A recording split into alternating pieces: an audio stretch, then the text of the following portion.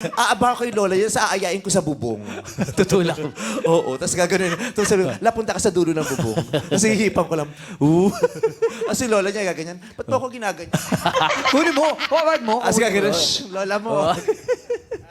Basta wag buhok, ha? Wag lang buhok. Oo, hindi, joke lang. Ganon. Oh. Para sa Ay, akin, meron pa. Wala pa. Di ba pala? Hindi. Gets ko yung sinasabi mo. Yes. Gets ko yung Yes. sinasabi niya. Kung siya, hindi siya madaling maapektuhan.